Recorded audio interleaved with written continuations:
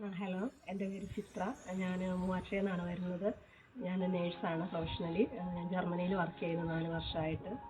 അവിടെ വച്ചിട്ട് എനിക്ക് 2 വട്ടം ഞാൻ മഞ്ഞിൽ തെന്നി വീണ് എനിക്ക് നടുവിനൊരു പ്രശ്നമായിട്ട് ഞാൻ നടുവേദനയായിട്ടാണ് അവിടെ ജോലി ചെയ്തുകൊണ്ടിരുന്നത്.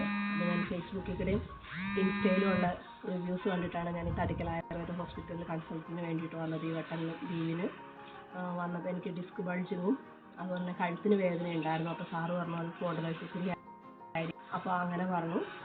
ഇവിടെ പിന്നെ കൂടുതൽ ബ്ലഡ് ടെസ്റ്റ് ചെയ്തപ്പോഴാണ് ഓരോ കാര്യങ്ങളും എനിക്ക് വ്യക്തമായിട്ട് മനസ്സിലായതും. അപ്പോൾ ഇവിടെ 10 ദിവസത്തെ ട്രീറ്റ്മെൻ്റ് ആയിരുന്നു സാറ് പറഞ്ഞിരുന്നത്. 10 അല്ലെങ്കിൽ 14 ദിവസത്തെ ട്രീറ്റ്മെൻ്റ് ആയിരുന്നു പറഞ്ഞിരുന്നത്.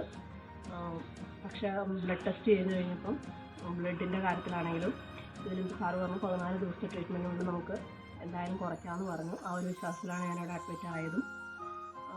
ദൈവം സഹായിച്ചിപ്പം സാറിൻ്റെ ട്രീറ്റ്മെൻറ്റ് മർമ്മക്രിയയാണ് ഇവിടെ സ്പെഷ്യലൈസേഷൻ ചെയ്യുന്നത്. സാറ് സാധാരണ പോലെ തിരുമോ ഇതൊന്നുമല്ല. പക്ഷെ അതിനകത്ത് എനിക്ക് വയ്യാത്തൊരവസ്ഥയിലാണ് ഞാനിവിടെ വന്നതും. എൻ്റെ ദേഹത്തൊന്നും തൊടുന്ന പോലും എനിക്ക് വേദന എനിക്ക് സഹിക്കാൻ പറ്റാത്തൊരാളായിരുന്നു ഞാൻ. പക്ഷെ ഇപ്പോൾ ഇവിടെ വന്നിട്ട് ആദ്യത്തെ 2-3 ദിവസത്തെ കിഴിയും ട്രീറ്റ്മെൻറ്റും സെക്ഷനും എല്ലാം കഴിഞ്ഞപ്പോൾ എനിക്ക് ഫാർ ബെറ്ററായി. എൻ്റെ കണ്ടീഷൻ, എൻ്റെ ബോഡിയുടെ സ്റ്റിഫ്നെസ് ഒന്ന് മാറി.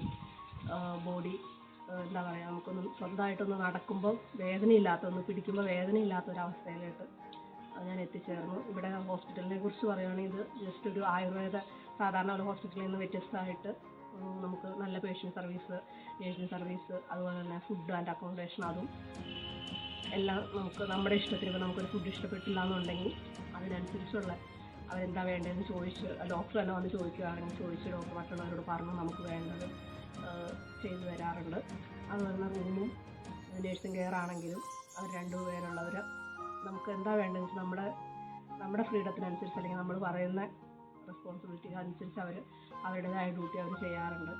നല്ലൊരു കെയറാണ് എനിക്ക് ഇവിടെ നിന്ന് കിട്ടിയത്. ഇപ്പം ഞാൻ ഇങ്ങനെ ഇരുന്ന് എനിക്ക് സംസാരിക്കുന്നത്. മറ്റതാണ് എനിക്ക് തിരിക്കും ഇങ്ങനെ കട്ടിൽ ഒരു സ്ഥലത്തേക്ക് എനിക്ക് ഇരിക്കുമ്പോൾ എൻ്റെ നടു ചേരില്ലാത്തൊരു അവസ്ഥയായിരുന്നു എനിക്ക് വന്നപ്പോൾ.